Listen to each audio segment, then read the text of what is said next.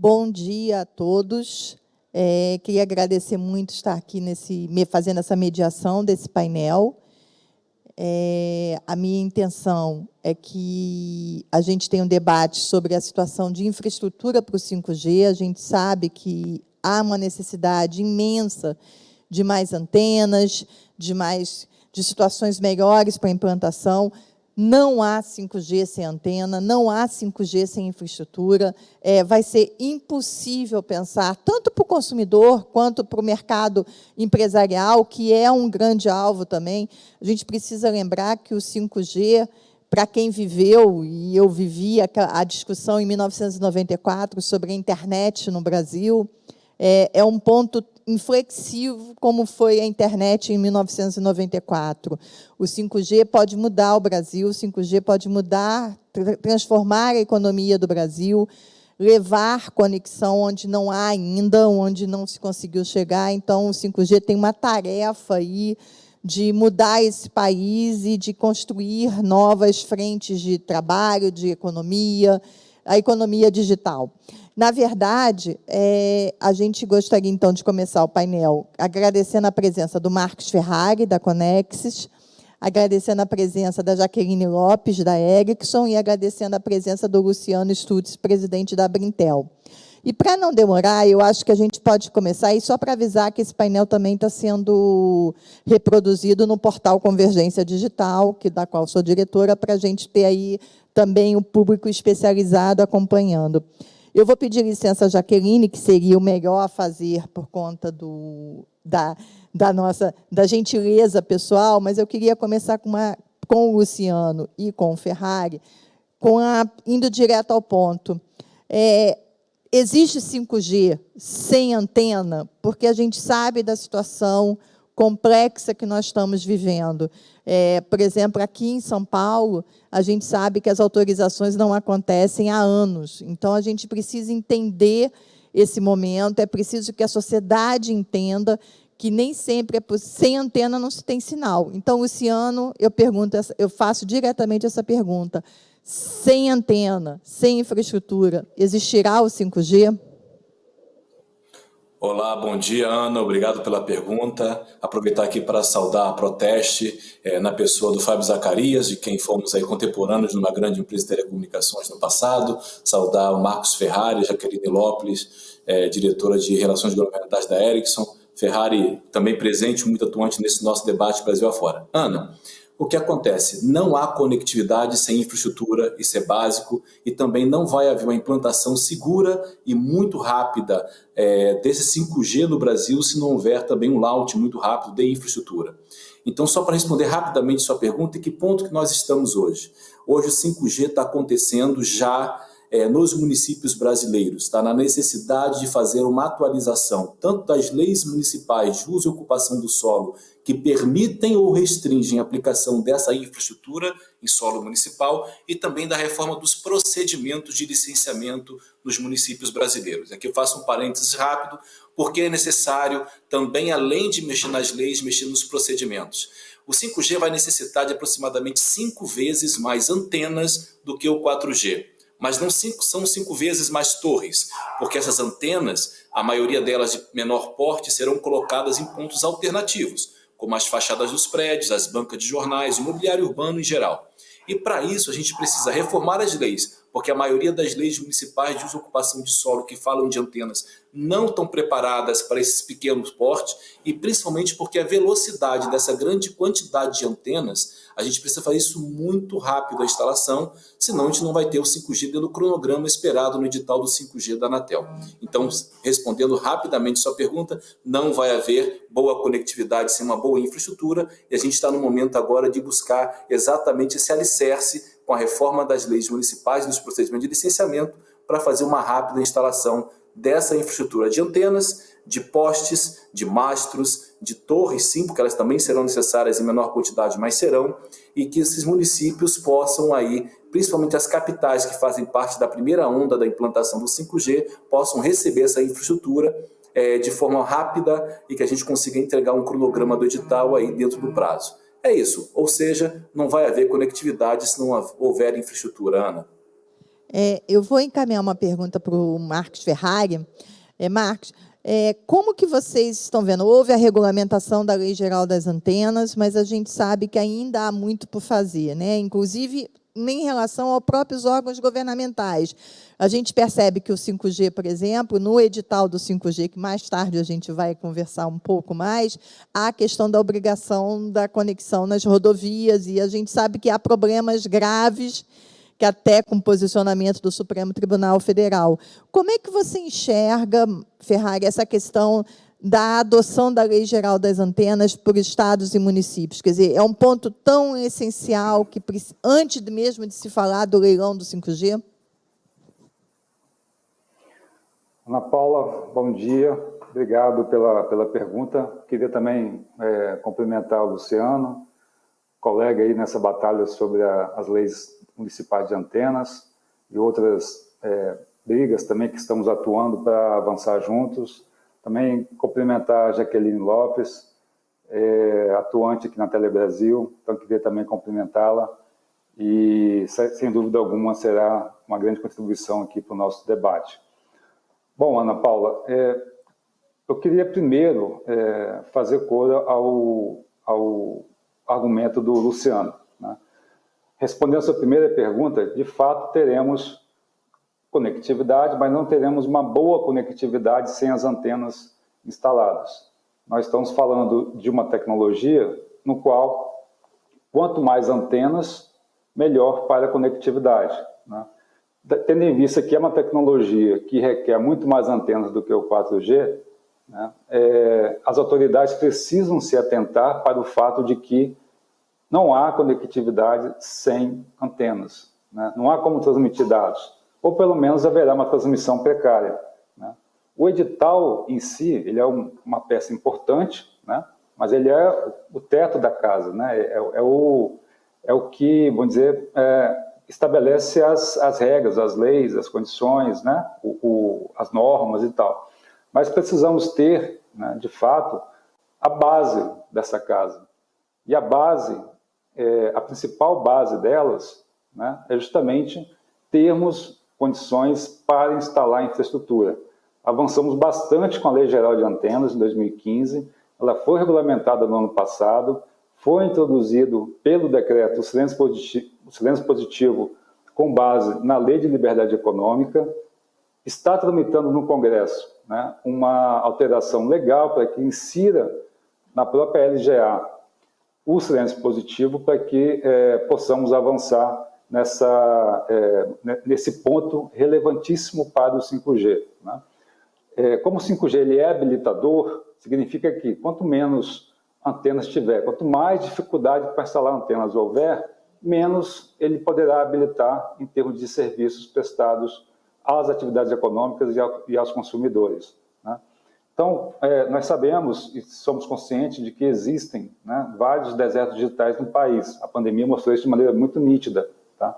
E justamente nesses desertos digitais é onde há grandes dificuldades de se instalar antenas de celular. Né?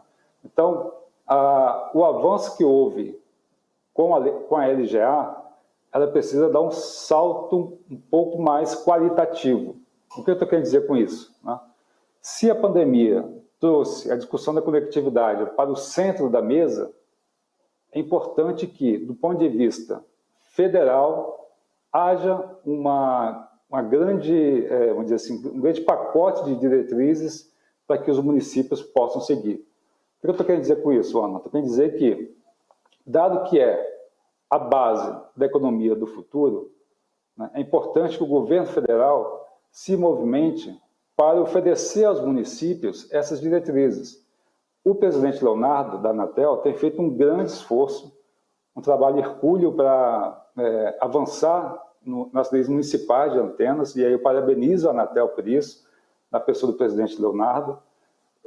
Agora, se tivermos, do ponto de vista legal, né, algo que ofereça aos prefeitos, aos municípios, um projeto padrão no qual ele possa se basear para fazer a sua lei, isso seria ideal, porque nós, vamos dizer assim, dado que, de fato, a competência da Constituição é do município para uso e ocupação do solo, cabe, talvez, o governo federal fazer como foi feito com o saneamento básico, né? Após o novo marco regulatório do saneamento básico, a ANA, Agência Nacional de Águas, oferecerá aos municípios diretrizes gerais e benchmark para que eles possam avaliar ou não adotar. Tá? Muitas vezes, a prefeitura, né, o prefeito, a Câmara Legislativa, não tem condições de adotar uma lei mais moderna porque não conhece tecnicamente. Se houver, né, algo que ofereça a eles, né, uma oportunidade para implantar uma lei mais moderna, eu acho que eles implantarão, porque certamente os prefeitos são conscientes de que sem conectividade não tem 5G. Sem conectividade não vai haver avanço e evolução naquele município, daquela cidade. Então é isso, Ana, para começar o nosso debate. Obrigada, Ferrari. Vou passar para a Jaqueline, porque... Jaqueline, bom dia. Na verdade, eu queria discutir com você a questão, saindo um pouco da questão de infraestrutura, de antena, de rede, e colocar com você uma questão de política nacional. A gente sabe que o 5G está mudando o mundo, né? A gente percebe as discussões geopolíticas que acontecem em torno do 5G. Os Estados Unidos estão fazendo um esforço imenso para ter o 5G para todos lá. Acabou de sair um grande pacote do governo Biden para ter dinheiro para fazer isso. Como é que você entende? O que é possível fazer em termos de políticas públicas para que se tenha uma estratégia nacional de 5G no Brasil? Bom dia, Ana. Muito obrigada pela pergunta. Parabenizar a realização desse debate importante, em nome da Proteste, agradecer o convite para o evento, também cumprimentar aqui meus colegas Marcos e o Luciano para esse debate que vai complementar o que temos trabalhado em conjunto já em torno do 5G. A pergunta ela é muito importante, porque a tecnologia do 5G vai trazer claramente diversos benefícios, não só no mundo, mas isso inclui também o Brasil. Do que nós estamos falando? A Ericsson tem um estudo que estima que aqui no Brasil serão 391 bilhões de reais até 2030 em receitas que serão trazidos pelo 5G, na realidade pela transformação digital, dos quais 153 bilhões especificamente oriundos do 5G. E o mercado já está pronto para isso. A Ericsson é pioneira do 5G no mundo e no Brasil. Recentemente, nós lançamos em março a primeira fábrica, a linha de produção do 5G no Brasil, na América Latina e no Hemisfério Sul. E nós precisamos de uma política pública, de um plano nacional para o 5G, para habilitar todo o potencial dessa tecnologia. Mas em que consiste esse plano nacional? Ele possui alguns pilares. Primeiro, a questão da inovação. Nós observamos uma correlação entre os países mais bem classificados em rankings de inovação no mundo e o desenvolvimento da tecnologia do 5G. E como muito bem o Luciano e o Marcos colocaram antes nos comentários, esse descompasso entre o desenvolvimento da tecnologia, a inovação e os aspectos regulatórios é algo que nós precisamos tomar muito cuidado. Além disso, a necessidade de espectro. Interessante a gente observar que estamos falando do maior leilão de espectro aqui na etapa do 5G no Brasil. E nós precisamos, para alavancar todo o potencial dessa tecnologia, de bandas baixas, médias e altas, porque os casos de uso são bastante diferentes. Além disso, tem a questão de tributos. O Brasil não só tem um sistema complexo da parte tributária, mas também uma carga bastante elevada. Aproveito aqui para citar um estudo da Conexis, aqui com o Marcos Ferrari presente, em que em alguns estados essa carga pode chegar no setor de telecomunicações, que é considerado essencial, a até 70%. Então, tanto a parte da simplificação quanto da elevada carga tributária são alguns aspectos que podem ser endereçados para a gente habilitar essa tecnologia. Confiança, a questão de segurança cibernética, nós temos olhado o aumento, com esse aumento de conectividade, também o aumento de ameaças, e para isso, por exemplo, a Ericsson vem se preparando para abordar de uma forma holística, focada no usuário final, para garantir que a segurança cibernética está ali presente.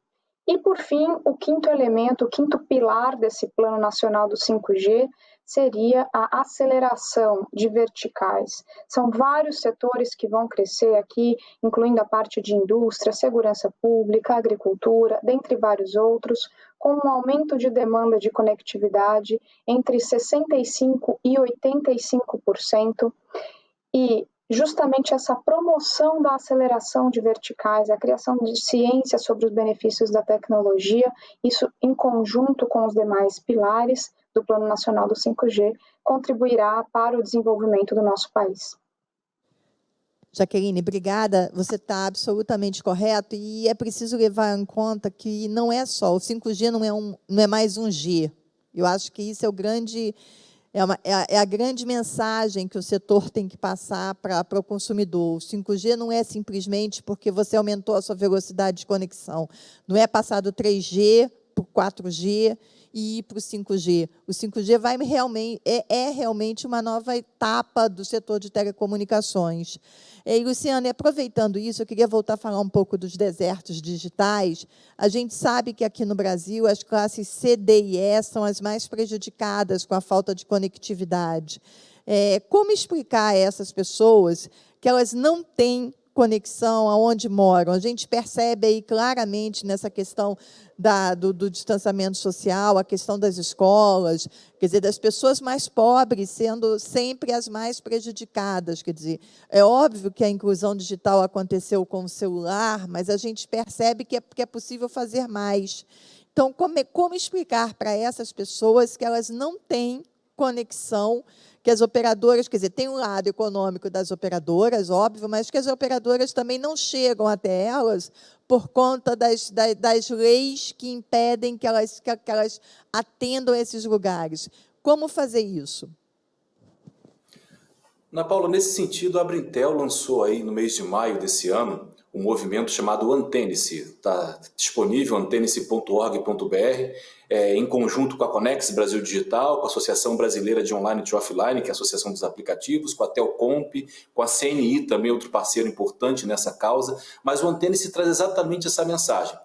Nós temos um estudo na cidade de São Paulo, por exemplo, e depois replicamos esse estudo em Belo Horizonte, na região metropolitana do Rio de Janeiro, e esse estudo mostra um lado muito cruel dessa realidade que você acaba de apontar. Essas regiões periféricas, principalmente nas cidades que têm várias restrições legais de leis municipais que impedem a aplicação da infraestrutura, essas regiões periféricas de crescimento urbano mais recente, menos ordenado, digamos, eles estão sofrendo mais exatamente com essa falta de conectividade pela falta da torre, pela falta do poste, pela falta da antena. Tá? E aqui é importante dizer, é exatamente essa região, a região de concentração daquela população de menor renda mensal.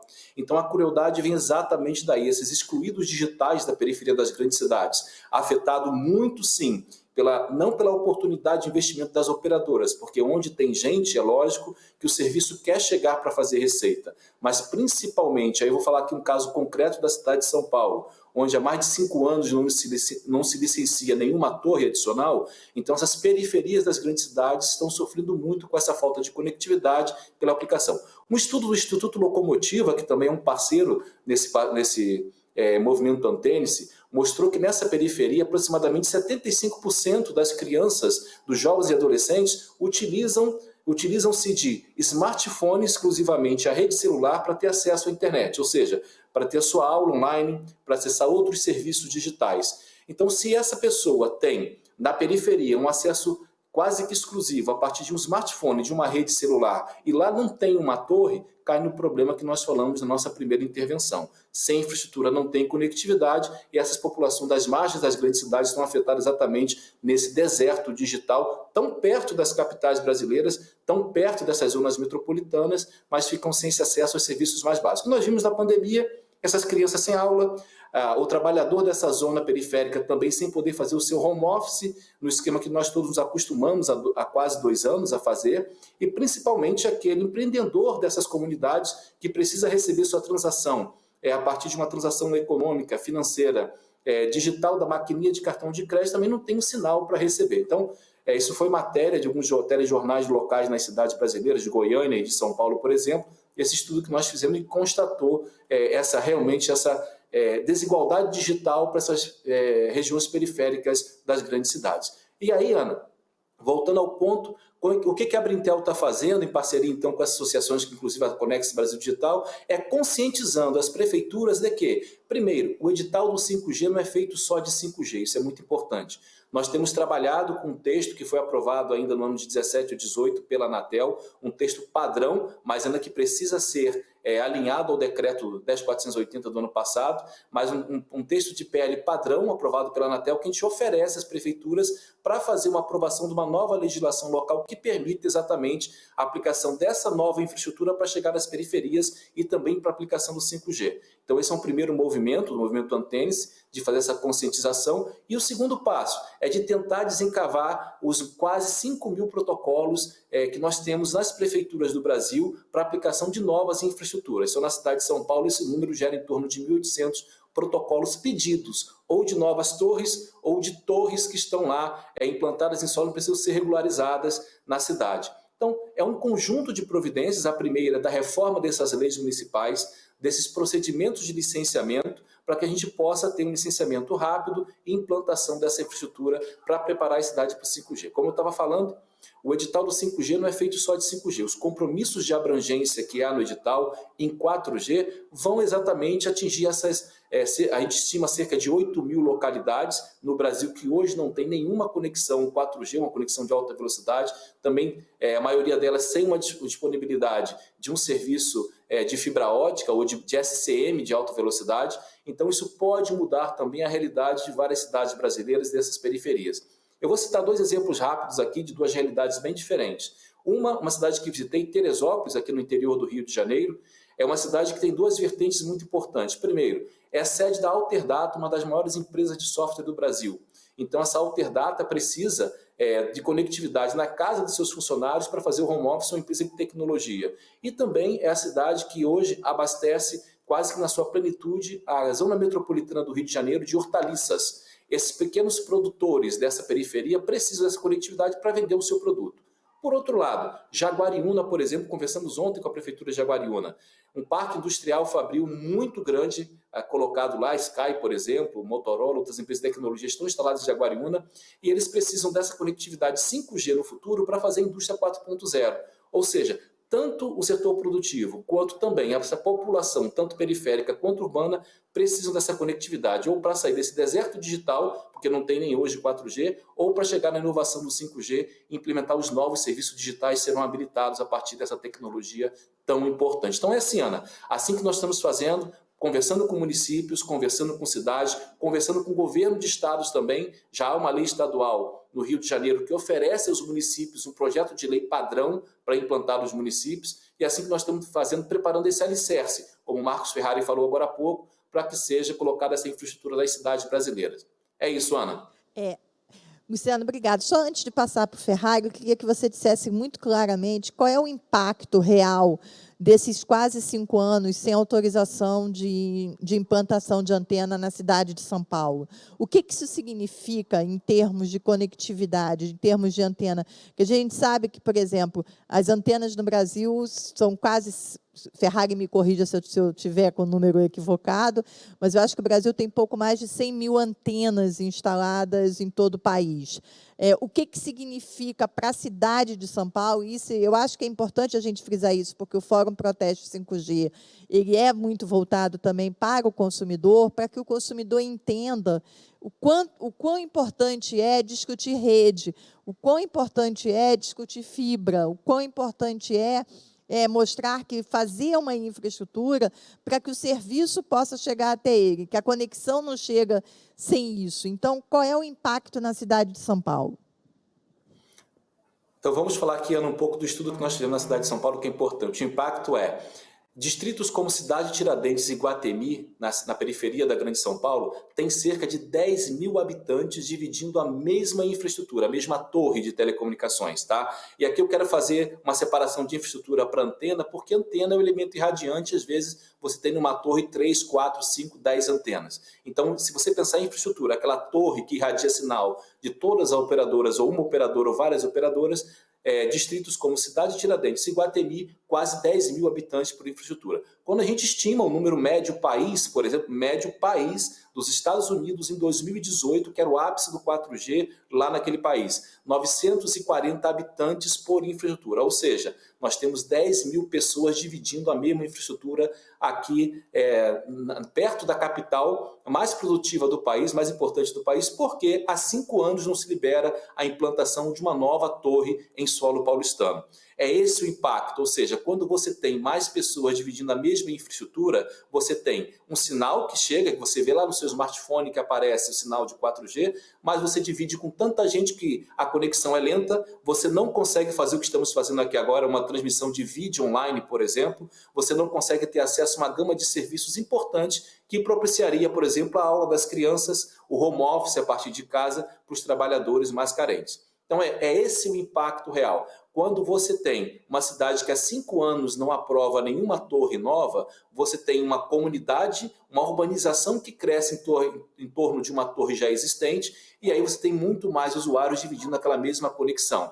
Não há infraestrutura que suporte esse número e consiga fazer uma boa replicação do sinal e um acesso igual para todos. São esses os impactos e friso aqui, tá, Ana? Esse é um exemplo de algumas localidades que fizemos o estudo, mas esse exemplo se replica para a grande maioria das capitais urbanas brasileiras hoje, tá? Isso é importante dizer.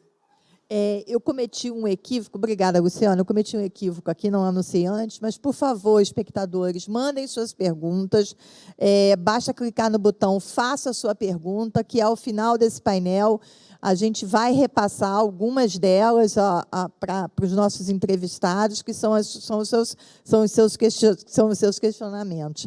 Ferrari, no ano passado, a gente está falando das cidades, como infelizmente da cidade de São Paulo, que não faz o seu dever de casa, mas a gente viu que nos últimos anos algumas cidades fizeram o seu dever de casa, né? Nós tivemos Uberlândia, em Minas Gerais, fazendo um trabalho de adequação a essa parte de infraestrutura, e a gente viu também Porto Alegre fazendo um dever de casa, a gente viu o meu Rio de Janeiro fazendo também um pouco do dever de casa. Então, eu gostaria que você falasse qual é o impacto dessas cidades que fizeram o dever de casa, o que elas conseguiram, em termos de economia, em termos de ofertar novos serviços a partir das operadoras aos seus cidadãos. Ana, muito boa pergunta. Eu queria começar pelo anterior que você fez para o Luciano, que aí eu já emendo com essa pergunta também, sobre os municípios que adotaram uma nova lei de antenas, né? Em São Paulo, existem hoje quase 8 mil antenas, e nós tínhamos até o ano passado 2 mil pedidos parados na prefeitura. Então, a gente está falando de 1/4 de todo o parque de antenas que existe hoje na cidade de São Paulo. Isso, por si só, explica os desertos digitais que ainda há na cidade. De lá para cá, do ano passado para cá, eu acho que houve uma mudança de percepção da importância das antenas. Isso está muito claro. Nós tivemos um decreto editado pelo saudoso prefeito Bruno Covas, e neste ano tivemos também um projeto de lei encaminhado pela prefeitura à Câmara Legislativa, um projeto no qual nós apoiamos integralmente, né? Ele está sendo discutido na Câmara, com audiências públicas, mas por que é importante avançar em São Paulo? Por que eu quero enfatizar isso, Ana? Porque São Paulo é a cidade que dá o exemplo para as demais cidades do país, né? Como é a maior capital da América Latina, a cidade acaba ditando quais são as normas e regras que deverão ser adotadas nas demais cidades. Então, esse movimento que está ocorrendo em São Paulo, com a Prefeitura de São Paulo avançando, a Câmara Legislativa de São Paulo amadurecendo a ideia e permitindo avançar um texto que seja, de fato, benéfico para o cidadão paulistano, atuação conjunta da Conexas, da Brintel, da Feninfra, de outras associações, né? A Brascom também está nos ajudando, a própria Fiesp, enfim, eu acho que estamos num momento benéfico para poder avançar em São Paulo com uma nova lei moderna de antenas, permitindo avançar também em outras cidades. Aquelas cidades que já avançaram, do ponto de vista de legislação municipal de antenas, nós podemos dizer que o grande ganho é para o consumidor, né? Tivemos Porto Alegre, que avançou, tivemos Curitiba, que avançou, Uberlândia, São José dos Campos, são cidades que avançaram e melhoraram a sua colocação perante ao nosso ranking de cidades amigas da internet. Esses avanços irão chegar na ponta para o consumidor, né? Existem algumas questões, Ana, que são importantes dizer, né, que a conectividade chega até o cidadão, até o consumidor, né, de três maneiras, né? Ou via política pública, ou via obrigações editalícias, ou via viabilidade econômica e financeira, né? Em qualquer uma dessas três vertentes, tem que haver condições propícias e apropriadas para se colocar em infraestrutura. Porque se não houver, por mais que se faça um investimento via política pública, via obrigações do edital e via os investimentos pela viabilidade econômico-financeira, a conectividade não vai chegar a todo cidadão. Então, essas cidades que avançaram na legislação municipal, e aqui também eu queria colocar, Ana, o próprio Distrito Federal que avançou, né? Nós tivemos uma nova lei de antenas aqui no DF, eu acho que o ganho vai chegar de maneira muito rápida, né? Célere para o consumidor. E com o 5G, no qual nós teremos que ter antenas cada vez mais perto uma das outras, porque a gente está falando de uma tecnologia cuja latência é pequena, né? A capacidade de transporte de dados é altíssima, mas a cobertura ela é menor do que o 4G, nós estamos falando de ter 5 a 10 vezes mais antenas do que a própria tecnologia do 4G, né? Além do avanço que houve nessas cidades, né, nós ainda estamos enfrentando vamos dizer assim, alguns empecilhos que impedem melhorar ainda mais a conectividade. Aqui só queria listar dois para terminar a minha fala e não ser muito, muito longo. Primeiro, né, estamos enfrentando de maneira cada vez mais crescente roubos e furtos de cabos e equipamentos. O ano passado houve um aumento significativo, afetando quase 7 milhões de brasileiros. Significa que os roubos que ocorreram no ano passado afetaram aproximadamente 2 vezes a população do Uruguai. Então, de fato, nós estamos fazendo um apelo às autoridades para que atuem nessas ações criminosas, para que evite prejudicar o consumidor. E o segundo, vamos dizer assim, o segundo empecilho, pelo menos um debate que nós teremos que enfrentar na sociedade, é em relação ao uso dos postes. Sabemos que o 5G ele vai avançar de maneira muito rápida, usando muito mais o poste, a fachada de um prédio, né, do que o alto de um edifício no qual são instaladas as antenas existentes do 3G, do 4G, como foi do 2G, né?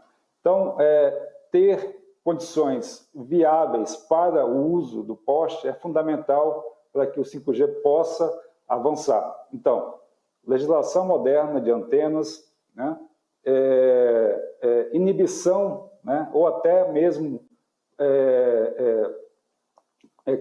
criar condições para que reduza o roubo e furto de cabos e equipamentos, e melhores condições de uso dos postes são fundamentais para que a gente possa avançar com o 5G, possa avançar com a rede chegando na ponta para o consumidor com ótima qualidade. Verdade, Ferrari. Roubo de furtos e cabos é uma questão muito séria. Eu moro aqui em São Paulo, mas sou do Rio de Janeiro, vou muito ao Rio. Lá no Rio a situação é muito grave também.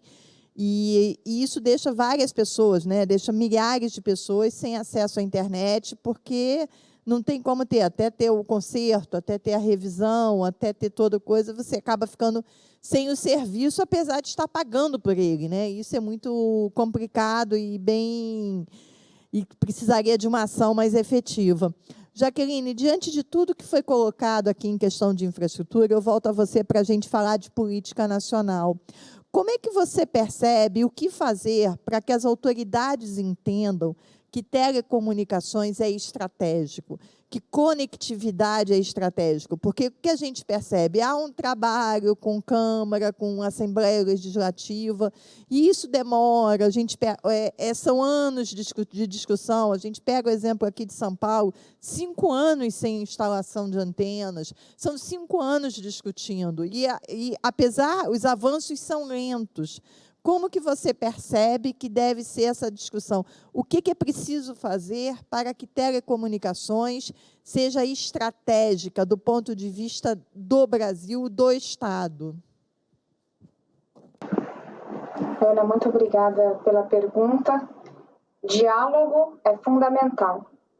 Por isso, nós temos percebido com muitos bons olhos as diversas consultas públicas, inclusive no nosso setor de telecomunicações, para que a gente caminhe na direção correta, com todos os atores sendo ouvidos e apresentando perspectivas do ponto de vista de política pública. É interessante notar que o setor de telecomunicações ele já é classificado como um setor essencial. Mas você colocou muito bem, Ana, que o 5G ele não é só mais um G. Ele vai trazer uma disrupção para o nosso país, para o mundo, na economia e no desenvolvimento que nós estamos observando. A título de curiosidade, algumas aplicações que nós observamos dos benefícios. Por exemplo, da perspectiva do consumidor. Desde o início da pandemia, nos primeiros 5 meses, nós observamos que nesses 5 meses, o setor de educação ele cresceu em 5 meses o que era esperado para 10 anos. Isso bastante alavancado pelo formato digital, pelo uso remoto. E a conectividade é chave para poder habilitar esse tipo de aplicação. Mas não é só o aumento da demanda e o formato que tem se alterado no mercado.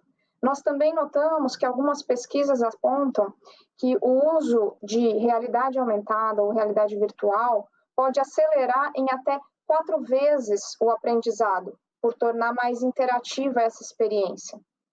E não só do ponto de vista do consumidor, mas também na parte das aplicações para as indústrias, que nós chamamos de B2B. Recentemente, nós fizemos em parceria com uma operadora, um dos nossos clientes, um projeto no setor do agronegócio, com a usina São Martinho. Dentre outros projetos que nós lançamos recentemente, esse mostrava a aplicação no setor de agronegócio e mostrou que com o uso da tecnologia, por exemplo, o uso de drones, seria possível reduzir o uso de defensivos agrícolas. E dessa forma, não só aumenta a conectividade, mas também melhora para o usuário final, que teria uma alimentação mais saudável, por exemplo. Então, o que nós notamos é que os benefícios são claros. Estamos falando de 391 bilhões até 2030, trazidos pela digitalização, 153 bilhões desse total apenas trazidos em receitas pelo 5G para o nosso país. E nós precisamos desse plano nacional que engloba aspectos de inovação, perpassando esse descompasso, cuidado com o descompasso entre o avanço da tecnologia e a regulação, muito bem exemplificado aqui pelo Marcos e Luciano, como o caso das antenas, mas também entre todas as outras vertentes, os 5 pilares que compõem o nosso plano nacional para o 5G, que somente podem ser implementados por meio do diálogo que nós apreciamos, que já tem acontecido bastante no nosso setor, e recomendamos que ele continue ocorrendo dessa forma, para que a gente consiga desfrutar todos esses benefícios no âmbito do consumidor, das empresas e do desenvolvimento do nosso país.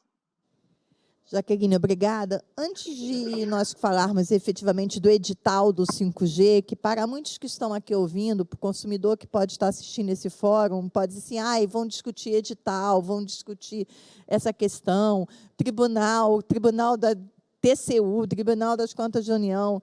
É que, assim, é super importante falar do edital, porque é o edital, se for aprovado, que vai ditar as regras do jogo. É ele quem coloca as regras do jogo, de como vai ser feito, de como se vai ter conexão, aonde vai ter, quais são as obrigações que vão ser cumpridas, e a gente lembrar que esse é o primeiro edital não arrecadatório, quer dizer, é um edital voltado para se ter apenas uma questão de compromissos, de se levar à infraestrutura. Por isso, discutir o edital é tão relevante.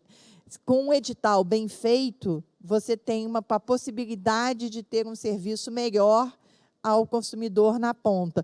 Mas antes de falar do edital, que está todo mundo esperando, porque dia 18 de agosto a gente vai ter a definição se vai ou não existir leilão no Brasil, eu queria falar um pouco da questão tributária, porque eu acho que isso é importante para o consumidor final, para quem está ouvindo. Eu acho impraticável que o serviço como telecomunicações e de energia tenham que pagar o imposto que pagam. Uma conta de R$100, pagar R$50 de imposto é absurdo. E quem paga essa conta é o consumidor final. Esse imposto vai na conta do consumidor. Então, eu queria que vocês falassem um pouco, a gente está vendo aí essa discussão, queria muito rapidamente, porque o nosso tempo daqui a pouco vai esgotar. A gente está nessa discussão de reforma tributária, a gente está nessa discussão de mudança de regras para o imposto de renda, mas eu não vejo claramente uma discussão para se tirar imposto de serviços de conectividade. E é importante, porque banda larga, eu só, rapidamente falando, eu me lembro que eu tive uma discussão com um ex-governador do Rio de Janeiro, quando começou a oferta de banda larga fixa na cidade, não havia receita de banda larga, porque o serviço não existia. E ele virou assim, não, mas eu vou cobrar ICMS porque eu preciso desse serviço. Havia, à época, uma campanha para reduzir o ICMS da banda larga para 10%, 15%, para que se pudesse ter um preço mais acessível. E acabou que não aconteceu, acabou que foi o preço normal, porque telecomunicações hoje é fonte de receita para os estados. Então, eu queria que vocês falassem um pouco de como que vocês entendem essa questão dos impostos no setor de telecomunicações. Vou começar com o Ferrari, depois passo para o Luciano e depois a Jaqueline, se quiser se manifestar, por favor. Obrigado, Ana. Excelente pergunta, uma vez que nós estamos numa situação bem fora da curva, quando fala de tributação de telecomunicações. Eu acho que, para poder haver um avanço significativo em relação a esse assunto, precisa haver uma política nacional de conectividade, para que possa colocar no seu bojo vários elementos, entre eles a questão da tributação. É impossível avançar com a conectividade com uma tributação que onera o consumidor na ponta final em quase 50%. Isso na média, porque se for colocar alguns estados, essa carga tributária, como lembrou aqui a Jaqueline, pode chegar a quase 70%. Então, observe que é sufocante para o consumidor, né, adquirir um pacote de banda larga, do qual 70% do valor que ele está pagando é tributo, é ICMS, é PIS/COFINS, né, são os tributos setoriais. Então, a gente está falando de uma situação no qual é urgente haver uma política pública de conectividade, uma política nacional de conectividade, que foque entre os seus eixos a tributação de telecomunicações, né? Nós não iremos conseguir avançar, mas poderemos perder mais uma vez a trajetória tecnológica mundial por uma questão tributária.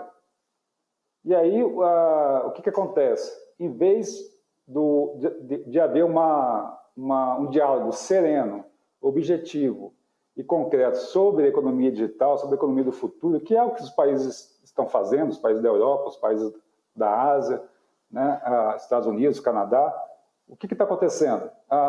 o governo, né, mediante uma proposta da Receita Federal, encaminha para o Congresso 2 propostas que aumentam a carga tributária de telecomunicações. Então, nós estamos indo na contramão do resto do mundo, né? A CBS, que é a primeira fase da proposta do governo, que é justamente juntar o IPI, juntar o PIS/COFINS, acaba gerando impacto na nossa carga tributária de 5 pontos percentuais. Significa que o consumidor deverá pagar, caso ela fosse aprovada da maneira que foi enviada, não acredito que vai acontecer isso, o Congresso é justamente um local para ver o debate, nós vamos mostrar e provar que não é bem assim. Caso seja aprovada, caso fosse a cabo, né, a proposta da maneira encaminhada pelo governo, o consumidor iria pagar mais 6 bilhões de reais anuais de tributo, né? São 6 bilhões em cima de uma base que é elevadíssima, né? Nós pagamos todo ano, recolhemos todo ano, acima de 60 bilhões de reais de tributos.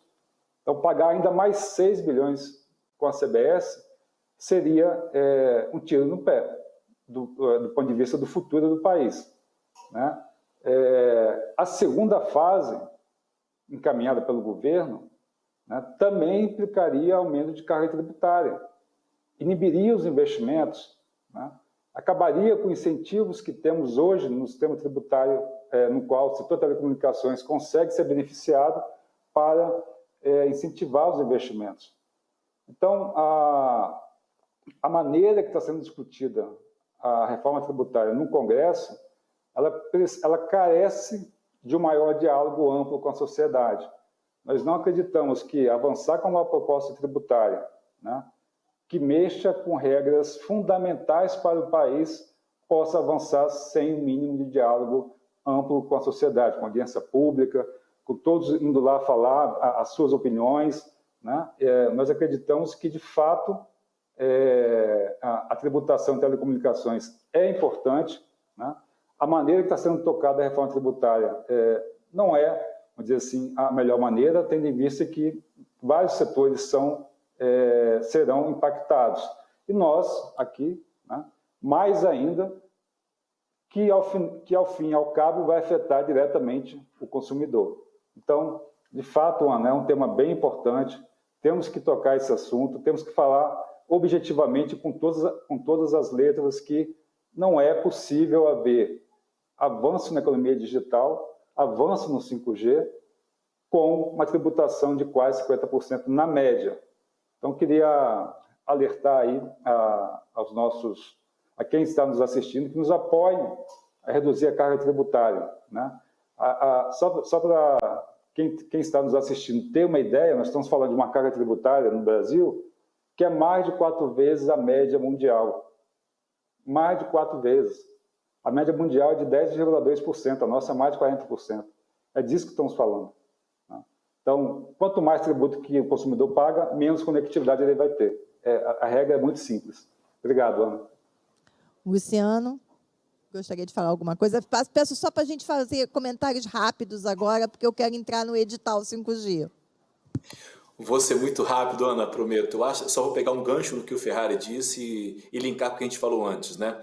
Muito se fala que a conectividade tem que ser um serviço essencial, tem que chegar a todos. E aí tem duas formas de fazer isso. A palavra mágica é universalização. Só que quando você universaliza geograficamente o serviço, você torna ele disponível a todos os locais geográficos, isso só, nosso entendimento, não basta para universalizar. Porque você tem que dar, além de disponibilidade, capacidade de acesso a quem vai comprar esse acesso. E hoje a carga tributária do Brasil na ponta do consumidor exatamente tira a possibilidade de acesso de uma grande parcela desses potenciais usuários e consumidores do serviço de telecomunicações. Então, como falar em universalização se você não dá capacidade de aquisição para o cliente na ponta que tem que comprar esse acesso? Essa é uma boa reflexão que a gente tem que fazer até quando a gente começa a dizer, olha, é essencial, tem que ser essencial como energia elétrica, como água, mas com essa carga tributária não vai ser porque a gente está matando o consumo na ponta. Então, isso é uma grande coisa que a gente tem que ressaltar aqui. Tem que fazer parte, além do discurso de essencialidade, também providências práticas para dar capacidade de acesso à ponta a esse serviço que a gente quer chamar de essencial. Segunda coisa, rapidamente, nós estamos falando aqui de um setor de infraestrutura que praticamente é B2B. Nós construímos infraestrutura para alugar no final do dia para as operadoras usar essa infraestrutura e irradiar o seu sinal. Duas coisas que nos afetariam drasticamente essa reforma tributária proposta. Tá? A gente teria um aumento também de carga tributária nesse aluguel, nessa forma de prestação de serviço que a gente faz para as operadoras, porque esse aluguel hoje, a gente recolhe um PIS/COFINS que pode estar majorado em algumas das propostas de reforma tributária que nós estudamos aí, foram oferecidas ao Congresso. E o segundo ponto importante, e que é pouco percebido, também a gente defende uma redução da carga tributária no CSLL, tá? Na contribuição sobre lucros líquidos lá. Por quê?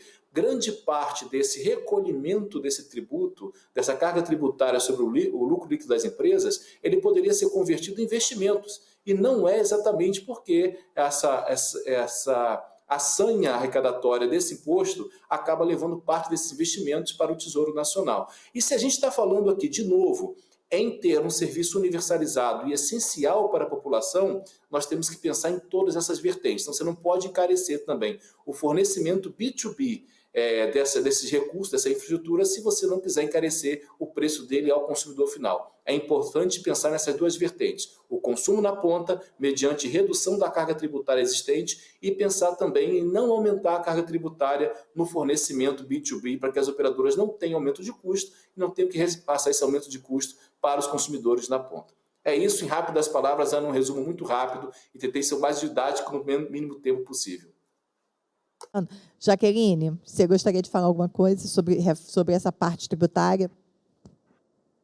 Vou ser muito breve também, mas obrigada pela oportunidade, Ana. Sim, a parte de tributos é um dos 5 pilares que nós colocamos como um plano nacional para o 5G, ou seja, fundamental para que a gente habilite o potencial dessa tecnologia. Lembrando que o setor de telecomunicações é considerado essencial, mas possui essa carga tributária bastante elevada. Marcos e Luciano já colocaram muito bem diversos aspectos relacionados à elevada carga tributária que nós temos sobre o setor de telecomunicações, e eu queria acrescentar a parte da simplificação do sistema tributário, porque a obrigação em torno disso, o cumprimento e a complexidade das regras envolvidas, elas também geram custo. Ou seja, de uma forma conjunta, a carga tributária aliada à complexidade do sistema, elas compõem um custo bastante elevado e, como já colocado aqui, elas podem recair sobre o consumidor final. Então, portanto, para a gente habilitar o desenvolvimento da tecnologia do 5G, nós temos que olhar com bastante cuidado para essa vertente de tributos no Brasil também. Jaqueline, obrigada. Agora vamos ao edital 5G. A gente sabe que o TCU vai tomar sua decisão, o plenário, né, do TCU vai tomar sua decisão dia 18 de agosto. Houve críticas pesadas da área técnica do Tribunal de Contas da União ao edital proposto pela Anatel e pelo Ministério das Comunicações. E eu gostaria de passar logo a pergunta para o Ferrari, claro, porque eu preciso entender qual é o posicionamento das operadoras. Quer dizer, diante de tudo que está exposto, vocês acreditam que o leilão vai acontecer esse ano no Brasil? Oi, Ana. Bom, nós estamos acompanhando de maneira muito próxima, né, toda a tramitação do edital. O primeiro aspecto que eu gostaria de ressaltar é justamente o fato de ser um edital não arrecadatório. Então, esse é o compromisso do ministro Fábio. Também é um compromisso do ministro Paulo Guedes, no qual ele já comentou. O próprio presidente Leonardo também já fez esse comentário algumas vezes. Então, é louvável que seja um edital não arrecadatório, no qual possa se usar todo o recurso do valor desse edital em investimento, ou pelo menos a maior parte desses recursos, né? Cabendo uma menor fração para a outorga, porque aí sim a gente consegue levar 5G para mais pessoas, né, para mais localidades. Em relação se teremos ou não edital esse ano, nós acreditamos que tudo tem seu tempo, tudo tem sua hora. E a maneira do qual tivemos o avanço das discussões até o momento, né, um edital que está sendo discutido já há bastante tempo, né, 2 anos praticamente, e todo o diálogo, toda possibilidade do contraponto é fundamental, né? Nós entendemos que é fundamental que o edital permaneça sendo não arrecadatório, ou seja, que não onere o valor das frequências. Isso é fundamental que saia na decisão final, pelo menos na versão que foi encaminhada de volta à Anatel. Não podemos ter um retrocesso no qual supervaloriza o valor das frequências, comprometendo os investimentos futuros. Então, o que nós esperamos é que, de fato, tenhamos aí, né, uma avaliação no qual o valor da frequência seja o justo, né, tendo como benchmark todos os leilões que já foram realizados pelo mundo, que não onere o valor da frequência, porque poderá haver, vamos dizer assim, um efeito contrário ao que se espera com o edital, né? E como eu falei anteriormente, tudo tem sua hora, tudo tem seu momento. Então, se for necessário discutir mais o edital para que ele esteja completo, melhor, né? Ou seja, o que eu falo o edital completo? O edital completo é aquele cuja a informação esteja completa, não tenha nenhuma lacuna de informação no qual dificulte quem for participar do leilão poder fazer o bid. Então, é fundamental que o edital possa contemplar todas as informações relevantes possíveis. Se for necessário um debate adicional, que se faça, né, para que tenhamos aí um sucesso no leilão e possamos já, de maneira imediata, né, dentro do prazo previsto no edital, e tendo em vista as condições físicas de limpeza da faixa, possamos avançar com a oferta do serviço à população brasileira. Ferrari, obrigada. Depois eu volto a você. Jaqueline, as perguntas dos espectadores acaba tendo aqui, eu vou repassar, aproveitar, já que nós estamos chegando aos últimos 13 minutos do nosso debate. Tem uma pergunta do Éder Rui que eu quero passar para você. Tendo em vista o baixo fomento à inovação no Brasil, como criar novos serviços e aplicações? Eu acho que essa é uma pergunta que é importante, porque é a realidade, né? O Brasil investe muito pouco, ajuda muito pouco a inovação. Vou pedir só para a gente tentar reduzir aí as perguntas para a gente poder passar as outras, tá bom? Perfeito, Ana. Muito obrigada pela pergunta. Inovação é fundamental. Como eu mencionei, quando nós olhamos os rankings internacionais de inovação, existe uma correlação muito clara dos países mais bem classificados nesses rankings em aspectos de inovação e o desenvolvimento da tecnologia do 5G. E o que nós podemos fazer para isso?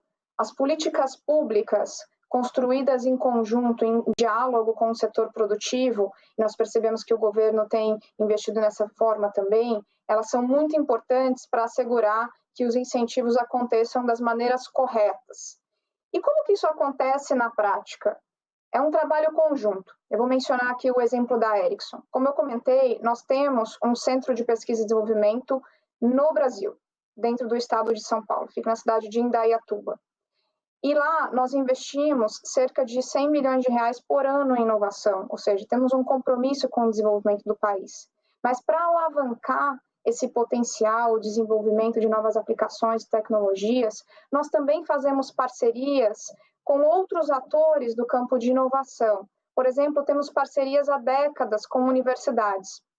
Isso permite que nós complementemos os conhecimentos e o âmbito das aplicações, unindo experiências, unindo perspectivas diferentes, para que o resultado final seja melhor para os nossos clientes e para o usuário final. Ou seja, um trabalho aqui de várias partes, um trabalho conjunto em prol da inovação, para que a tecnologia do 5G continue se desenvolvendo cada vez mais. Jaqueline, obrigada. Luciano, outra pergunta aqui de espectador, eu acho importante para a gente colocar.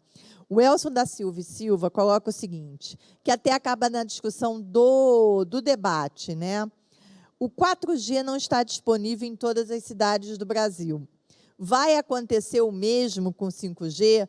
Eu acho que é importante até você colocar que esse edital acaba também, não é só para o 5G, ele tem a questão das frequências. Então, está aí para a oportunidade de explicar isso aos espectadores. Ótimo, obrigado, Elcio, pela pergunta. Sendo muito pragmático, não só de 5G é feito esse edital de 5G. Parece engraçada a pergunta, mas a resposta, mas é exatamente isso que acontece, tá? O edital do 5G, Elcio, ele tem exatamente um cronograma de implantação de 5G que vai de cidades, primeiro, capitais brasileiras, depois 500 mil habitantes, 300 mil habitantes, 100 mil habitantes, e depois tem um cronograma lá no final, já em 2029, de implantação em cidades até 30 mil habitantes, tá? E depois disso, lógico, a política pública vai determinar a expansão da rede 5G, também o interesse econômico das operadoras. Mas o que é importante, tem os compromissos de abrangência para levar exatamente o 4G, e é importante dizer aqui, 4G é uma tecnologia que permite velocidades de cerca de 100 megabits por segundo, sem fio, e o que resolve a vida da maioria da população brasileira. Ou seja, você levar 4G a uma comunidade que está afastada, ela consegue fazer, como eu disse agora há pouco, essas interações por vídeo online, ela consegue fazer a maioria dos serviços que hoje está disponível à grande população. Então, sim, o 5G vai chegar em grande parte das cidades brasileiras, de acordo com o cronograma do edital, que foi discutido e aprovado pela Anatel lá em fevereiro de 2021, mas não só de 5G é feito esse edital. Também tem compromisso de abrangência em 4G, que vai contemplar cerca de 8 mil localidades brasileiras, localidades que não são só cidades, são exatamente distritos, povoados afastados, e também trechos de rodovia que hoje, principalmente federais, que hoje estão descobertos, que estão áreas de sombra e que tem gente passando, mas que a conexão cai. Então, 4G nesses compromissos para algumas frequências e 5G para as frequências de 5G. Ou seja, não só de 5G está feito esse edital, e a expectativa é que nós tenhamos até 2029, pelo menos cidades aí até 30 mil habitantes cobertas por um sinal de 5G, o que vai realmente revolucionar a vida dessas cidades. E aqui eu vou fazer pergunta de jornalista, não me cabe, Luciano, mas eu não resisto. Pode adiar o leilão de 5G? O Brasil não fica atrasado diante dessas possibilidades todas? Olha, Ana, sendo bem pragmático também, tudo faz parte da discussão. O Ferrari teve agora uma frase muito feliz, que é cada coisa no seu tempo. É lógico que o setor espera uma aprovação do edital o mais rápido possível. Nós estamos preparadíssimos para fazer os investimentos que há que se fazer no 5G. Esse ciclo do 5G, só nesse setor de infraestrutura, cerca de 6 bilhões de reais em rede, em torres, em mastros, em postes, que vai se colocar nas cidades brasileiras. Agora, o que é importante é ter realmente uma discussão assentada. A gente já soube aí por notícias preliminares, foi divulgado um relatório preliminar do TCU, e que fala os pontos que estão sendo aí, eu não vou dizer criticados, mas apontados como necessários de maior discussão, que são eles os compromissos da construção da rede privativa do governo, a rede da Amazônia, e também a conversão aí do sinal o serviço de TV parabólica, né?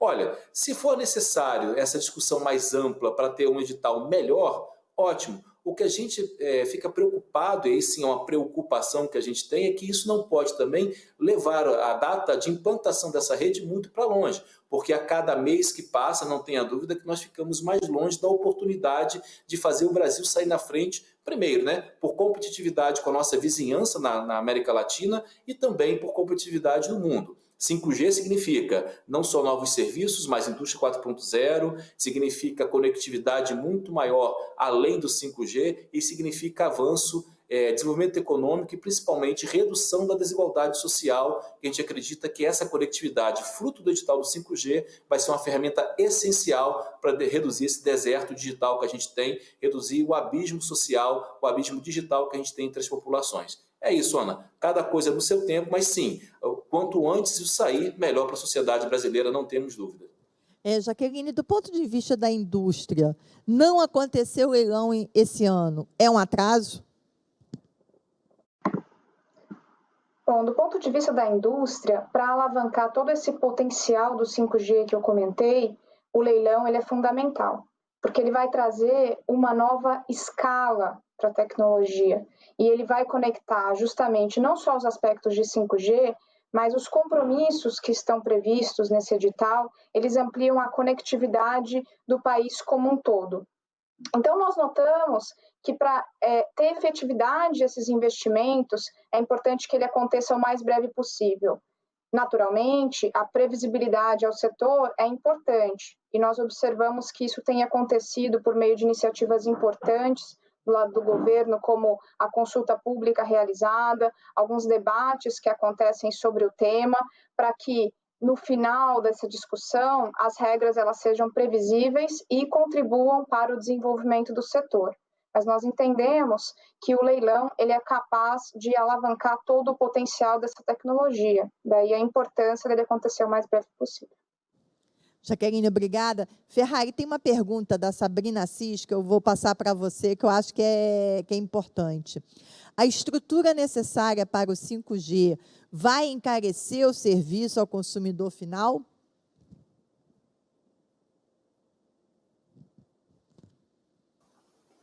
Ana, nós no setor evoluímos com ondas tecnológicas. Então, nós passamos do 2G, depois do 3G, o 4G e vai chegar ao 5G. Né? Nós temos hoje no país um dos preços mais competitivos do mundo, né? Quando a gente coloca na mesma moeda, usando o poder de paridade do câmbio. Então,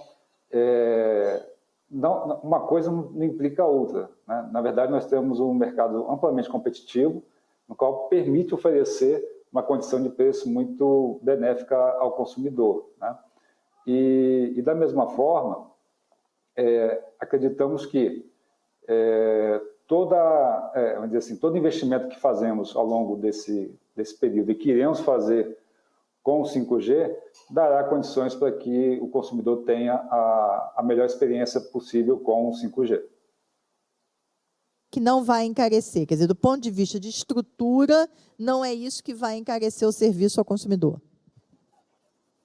Existe uma questão do dispositivo disponível. Claro que os dispositivos disponíveis hoje para o 5G são limitados, portanto o preço é caro, mas não cabe a nós aqui, as empresas de telecomunicações, né? Cabe mais aos fabricantes de dispositivos. E que ao longo da adoção tecnológica esse preço cai, assim como caiu com 4G, com 3G. É uma tendência natural que ocorra que a partida seja com um preço mais elevado do dispositivo e depois vai caindo a partir do momento que for sendo adotado pela população e ter mais fabricantes e mais modelos sendo ofertados. Eu vou fazer a última pergunta do edital, antes de dar um período para as considerações finais.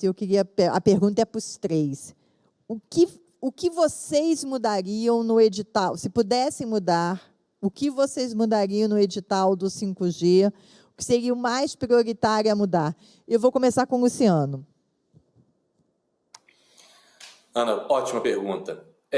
A Abritel fez uma sugestão na consulta pública do edital, que ela foi adotada parcialmente aí pela Anatel.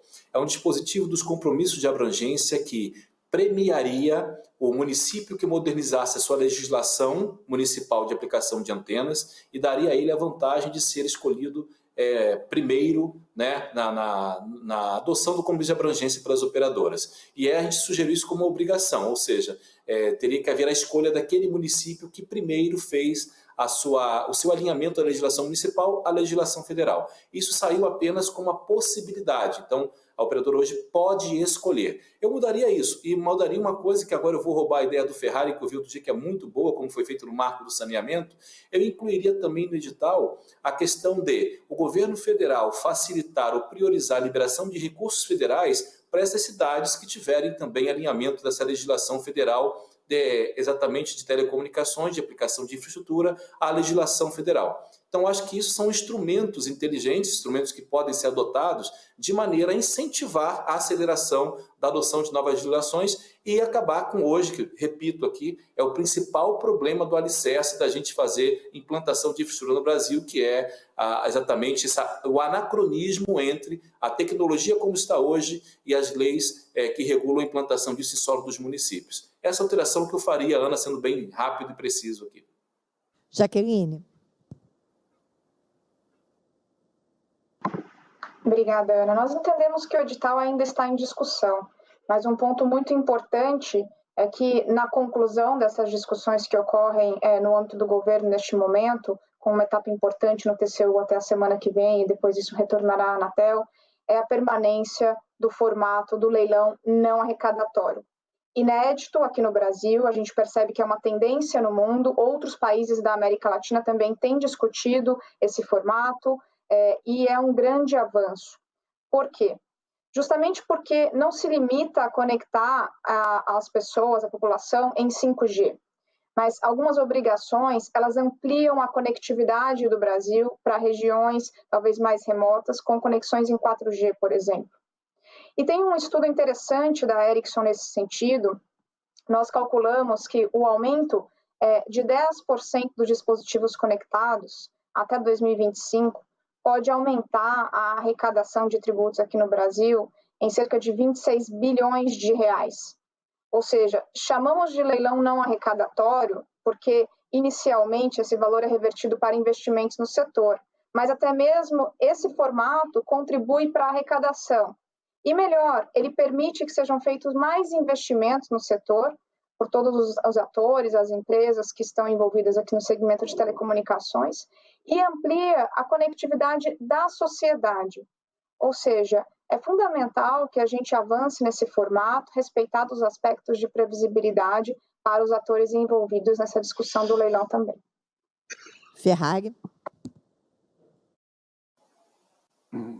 Ana, de maneira bem objetiva também, eu vejo, primeiro, o que tem que ser mantido, né?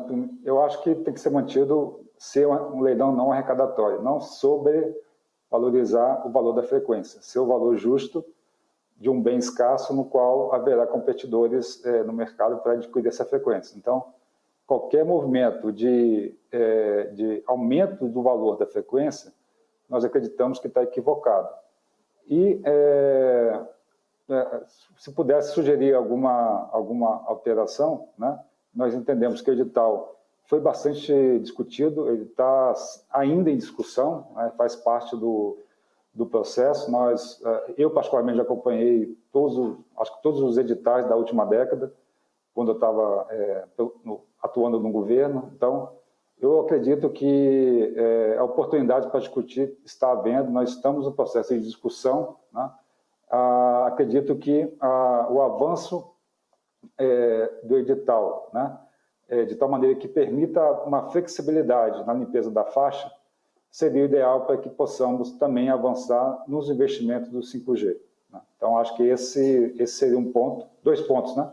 Manutenção do leilão não arrecadatório e flexibilidade para a limpeza da faixa. Obrigada. Nós estamos chegando ao fim do nosso painel. Eu queria deixar agora um tempo, agradecer muito ao Luciano, à Jaqueline, ao Ferrari, e agora dar um tempo a cada um de vocês para que vocês coloquem as suas considerações finais. Vou começar com a Jaqueline, depois o Luciano e fecho com o Ferrari. Jaqueline, antes de mais nada, muito obrigada por você ter participado aqui do nosso painel, de ter feito as suas considerações, e agora gostaria que você encerrasse a sua participação. Perfeito, Ana, muito obrigada, parabenizo pela realização do evento, agradeço mais uma vez o convite, cumprimento novamente os meus colegas aqui do painel.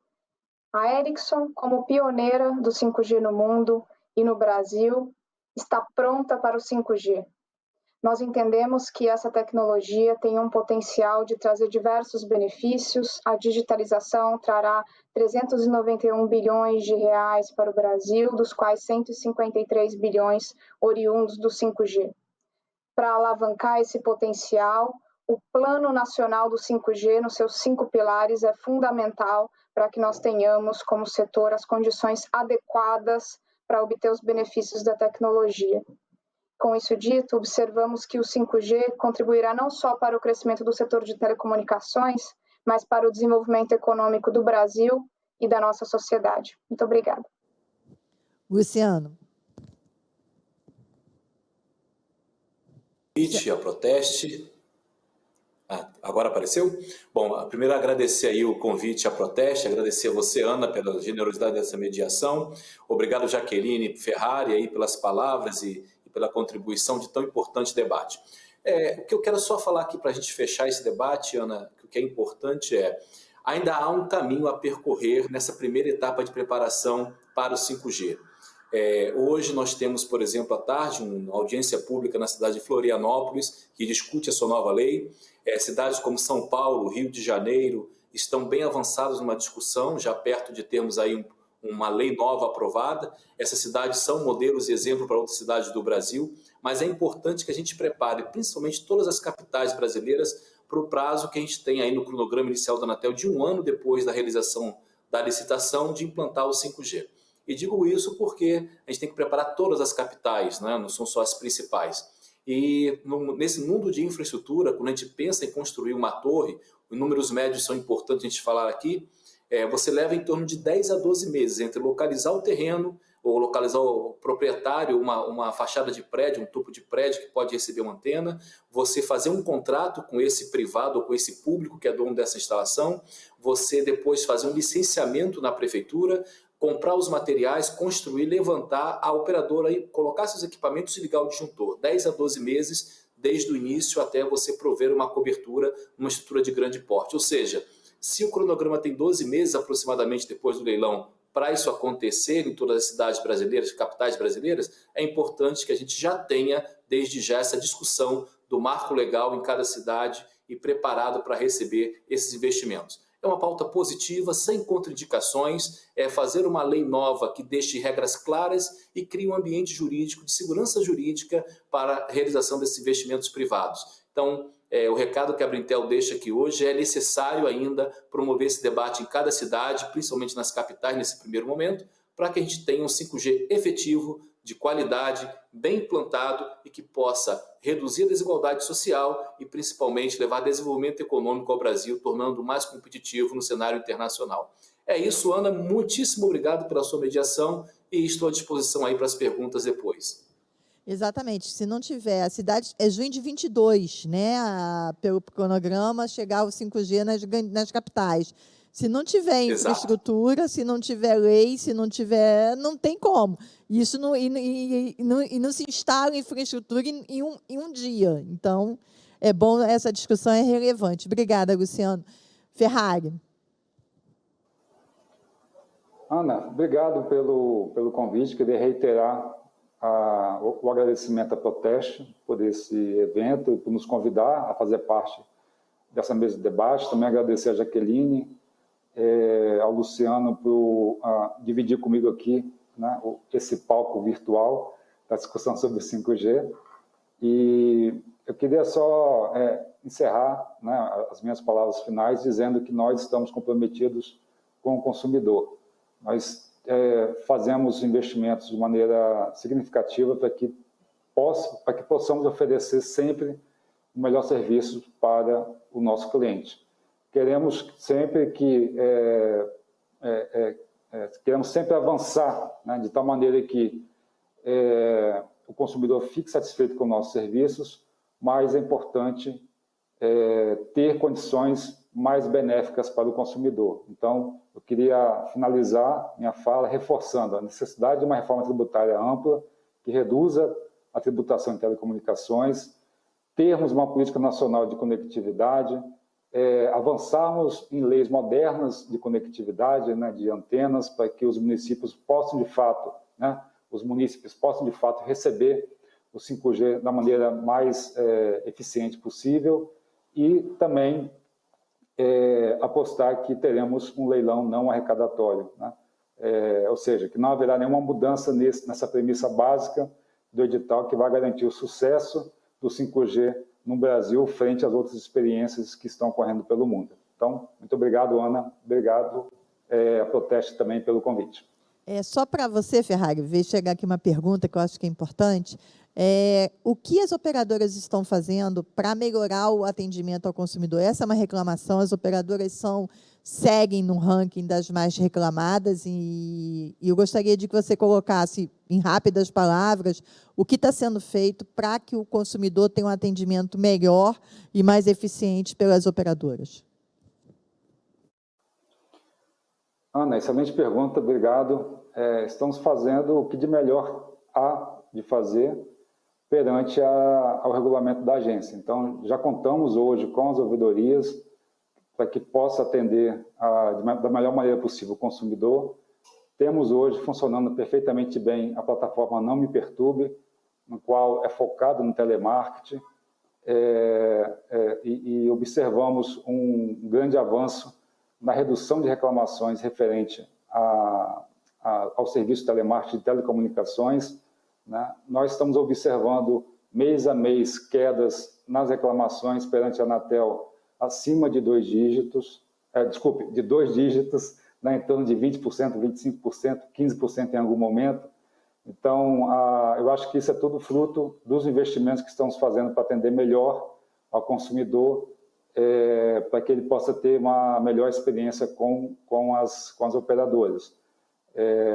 Isso, de fato, permite que avancemos de maneira muito acelerada nessa boa relação com o consumidor. Criamos o SART, que é o Sistema de Autorregulação, no qual permitirá, né, que tenhamos uma regulação mais leve, mais responsiva, mais principiológica, e, ao mesmo tempo, possamos fazer os ajustes internos setorialmente para que, de fato, o consumidor saia satisfeito com os nossos serviços.